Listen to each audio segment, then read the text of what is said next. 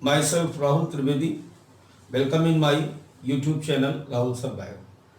हमेशा की तरह फिर एक बार एक नए प्रोग्राम के साथ आपके साथ। इस प्रोग्राम में आप अपनी क्षमता को चेक करें, पहचानें। देखिए बेटा, कई बार क्या होता है कि हम पढ़ते रहते हैं और हमें पता नहीं चलता है कि हम कितना पढ़ पाए, कितना याद हो गया, कितना लर्न हुआ और किस लेवल तक हमारी स्टडी पहुंच चुकी है। तो इस बार हम टॉपिक को रिवाइज करेंगे क्वेश्चंस के साथ। आप भी हमारे साथ साथ क्वेश्चन लगाएंगे, कॉपी पेन लेके बैठ जाएं और आंसर बताएंगे हम, और आंसर के साथ साथ यही आंसर क्यों है ये भी बताएंगे। यानी check your skills with the mega question bank. तो स्टार्ट करते हैं पहले क्वेश्चन के साथ। पहला चैप्टर है sexual reproduction in flowering plant. पहला क्वेश्चन आपके पास है, a typical angiospermic anther is bilobed and tetragonal consisting of, चार ऑप्शन हमेशा की तरह, 2 माइक्रोस्पोरेंजिया, 3 माइक्रोस्पोरेंजिया, 4 माइक्रोस्पोरेंजिया, 1 माइक्रोस्पोरेंजिया। देख लिया आपने। अब देखने के बाद आप अपनी कॉपी में क्वेश्चन नंबर 1 और उसके सामने आपका जो ऑप्शन है, आपने जो इसमें से ऑप्शन सेलेक्ट किया लगा लीजिए। लगा लीजिए। अब लगा लिया, अब इसका रियल आंसर देखते हैं और उसका सॉल्यूशन देखते हैं। बेटा इसका रियल आंसर है 3rd, 4 माइक्रोस्पोरेंजिया। अब इसका सॉल्यूशन देखते हैं। तो सॉल्यूशन क्या होगा इसका, यानी अब हम ये जानने जा रहे हैं कि 4 माइक्रोस्पोरेंजिया ही आंसर इसका क्यों होगा। जब आप इसी एंथर को देखते हैं तो ये एंथर आपको इस प्रकार से दिखाई देता है। यानी प्रत्येक एंथर में 2 लूब होते हैं और प्रत्येक लूब फिर से 2 भागों में बटा होता है, 1 and 2 loop. Each loop differentiated again in 2 microsporangia. तो इस प्रकार 1, 2, 3 and 4। आंसर क्या आ रहा है कि बाइलोब एंड टेट्रा स्पोरेंजिएट।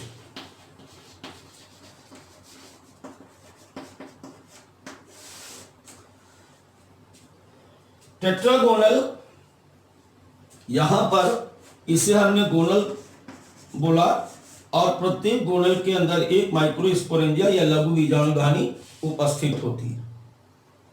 चलिए क्वेश्चन नंबर 2 देखते हैं। Select the odd one out with respect wall layers of microsporangium in flowering plant. देखो क्वेश्चन को सबसे पहले इसकी लैंग्वेज समझना सीखें। क्वेश्चन हमारा ये कह रहा है कि ये जो 4 ऑप्शन दिए गए हैं, इन 4 ऑप्शन में से कौन सा ऑप्शन ऑड है। यानी 3 एक जैसे हैं, एक ही जगह पाए जाएंगे और चौथा इनमें से ऑड होगा। लगा लिया अपना ऑप्शन, जरूर लगाना है आपको, बार बार बात बतानी नहीं पड़े। तो इसका जो बेटा आंसर है वह है 4 हिलम। अब बात ये आती कि इसका 4 आंसर क्यों है, यानी हिलम ही ऑड क्यों है, इवन क्यों नहीं है, इसमें से ये 3 इवन क्यों हो रहे हैं। तो आइए रिवाइज करते हैं। सॉल्यूशन में हम इसके देखेंगे। बेटा यहां पर लिया गया वॉल लेयर ऑफ माइक्रोस्पोरेंजियम और यहां पर हमने क्या कहा था कि ये माइक्रोस्पोरेंजियम है, एंथर को हम माइक्रोस्पोरेंजियम भी कहते हैं। तो रियल में आपको यहां पर देखना है एंथर वॉल और उसकी लेयर के बारे में स्टडी करनी। तो एंथर वॉल जो होती है, in reality they are differentiated in the 4 layer. तो पहला लेयर इसका होता है बेटा एपिडर्मिस, दूसरा लेयर होता है इसका एंडोथीसियम, तीसरा लेयर होता है मिडिल लेयर, और चौथा लेयर इसका होता है टैपिटम। अब देखिए, इसमें से पहला लेयर इसमें से दिया नहीं गया है, इंडोथीसियम,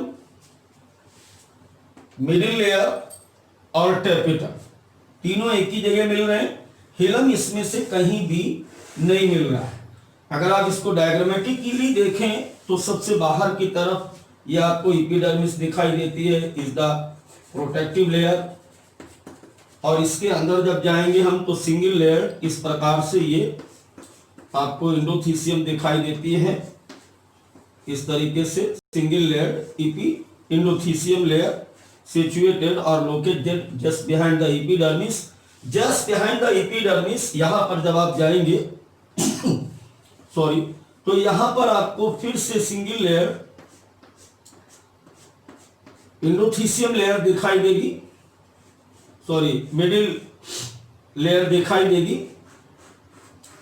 और मिडिल लेयर के बाद जब आप जाओगे तो पहली लेयर एपिडर्मिस, दूसरी हो गई हमारी इंडोथीसियम, और बेटा इसके बाद ये आती है आपकी मिडिल लेयर, और इसके बाद यानी यहां पर जब हम आएंगे अंतिम लेयर में तो ये टैपिटम लेयर है, इस the tapetum layer. Detail study के लिए आप हमारे इसी चैनल पर इस चैप्टर को मैंने डिटेल में पढ़ाया होगा, वहां पर इसे आप देख सकते हो। यहां पर केवल क्वेश्चन का आंसर दिया गया। अब इसमें से कहीं भी हिलम मैच नहीं कर रहा, it's mean hilum is odd. अब बेटा हिलम क्या होता है, कई बार हमें यह भी जानना होता है कि ऑड है, क्वेश्चन हो गया। मान लीजिए दोबारा पूछ दिया जाए व्हाट इज हिलम, तो जैसे ये ओब्यूल है तो ओब्यूल का फ्यूनिकल जिस पॉइंट पर जुड़ता है उस पॉइंट को हम कहते हैं बेटा हिलम। I think my point is clear and your doubt is clear. फिर मिलते हैं एक नए क्वेश्चन के साथ। अब आपके सामने है, जल्दी से देखें। What is the ploidy of the cell of the microspore tetrad? तो इस क्वेश्चन में हम देखेंगे कि हैप्लॉइड, डिप्लॉइड और ट्रिप्लॉइड और पॉलीप्लॉइड। देखो हमेशा आप नीट के स्टूडेंट हैं और वहां पर हमें समय बचाना होता है, तो सबसे पहले हमें क्या देखना, माइक्रोस्पोर टेट्राड। अब माइक्रोस्पोर कहते ही दिमाग में आपके बन जाना चाहिए कि माइक्रोस्पोर क्या है। माइक्रोस्पोर मदर सेल में मियोसिस के फलस्वरूप बनते हैं। कहां बनते हैं, सॉल्यूशन में आप ध्यान दें तो माइक्रोस्पोर मदर सेल में जब मियोसिस होती है, और जब मियोसिस होती है तो यहां पर माइक्रोस्पोर फॉर्म होते हैं, और सभी माइक्रोस्पोर चारों इनिशियल कंडीशन पर अपने आपस में जुड़े रहते हैं, और जब ये जुड़े रहते हैं तब हम इसको बोलते हैं माइक्रोस्पोर टेट्राड्स। अब मियोसिस जैसे हो गया तो क्या हो गया, मियोसिस कहां होता है, ऑलवेज इन 2n, तो ये कैसे हो गए n, और n का मतलब बेटा क्या हो गया, हैप्लॉइड। तो इसका आंसर क्या आना चाहिए, जान गए ना, first option is correct, always microspore tetrad is haploid. Cell 4 हैं लेकिन प्रत्येक सेल की जो प्लॉइडी है, जो नंबर ऑफ क्रोमोसोम से न्यूक्लियस में, वो कितने n, then that is the haploid. अब हम बात करते हैं नेक्स्ट क्वेश्चन की। Now the next question, question number 4, which of the following option about tapetum is correct. Tapetum दिमाग में बना, अभी मैंने थोड़ी देर पहले आपको बताया था कि स्पोरेंजियम वाल जो होती है, इस जो एंथर की वाल होती है, उस एंथर की वाल का जो सबसे अंदरूनी लेयर होता है, इंटरनल मोस्ट इंटरनल लेयर होता है, उसको हम टैपिटम कहते हैं। टैपिटम का काम क्या होता है, न्यूट्रिशन और सिक्रीशन ऑफ स्पोरोपोलेन, ये 2 काम होते हैं इसके। तो अब इसमें हमें ये देखना क्या ये दोनों ऑप्शन में से कोई है यहां पर। तो पहला ऑप्शन हम पढ़ते हैं न्यूट्रिटिव टिश्यू, पहले ही मिल गया। Is the right answer. अब बाकी तीन क्यों नहीं होंगे, इस पर भी विचार कर लिया जाए।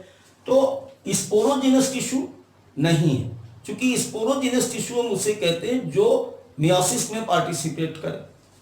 फिर इसके बाद प्रोटेक्टिव एंड हैप्लॉइड टिश्यू, ये तो वॉल ऑफ एंथर है, और वॉल ऑफ एंथर हमेशा जितनी भी 4 लेयर है बेटा वो हमेशा डिप्लॉयड होती हैं। तो यहाँ पर ये हैप्लॉइड लिखा हुआ है, इसलिए ये ऑप्शन गलत हो गया, और ये पहले ही गलत कर दिया मैंने। अब बात आती है number 4, external layer of microsporangium wall.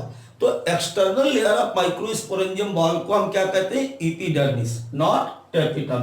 Tapetum is the most internal layer. तो बेटा इसलिए ये वाला भी गलत हो गया। आइए नेक्स्ट क्वेश्चन पे चलते हैं। क्वेश्चन नंबर 5, अब आप देखेंगे क्वेश्चन क्या कह रहा, the prominent pollen grains of a cell called germ pore are present on.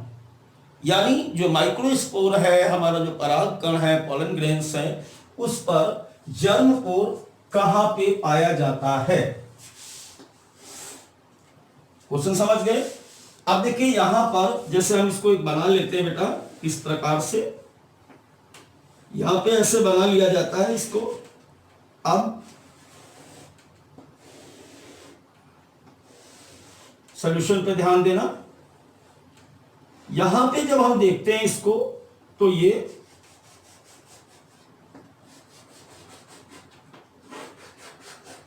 इस द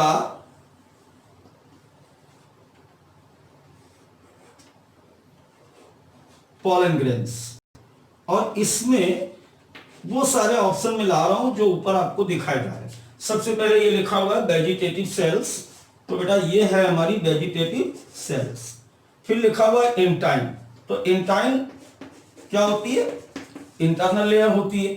फिर लिखा हुआ है एक्साइन, तो यहां पर बाहर वाला लेयर जो है वो एक्साइन है। और जनरेटिव सेल बेटा ये है, ये हो गई आपकी जनरेटिव सेल्स जो कि पॉलन ग्रेन्स में पाई जाती। अब देखो ऑप्शन सेलेक्ट करना, पूछ क्या रहा आपके सामने, जर्म पोर। तो जर्म पोर कहां है, पहले तो ये देखें हम, ये बेटा जर्म पोर है।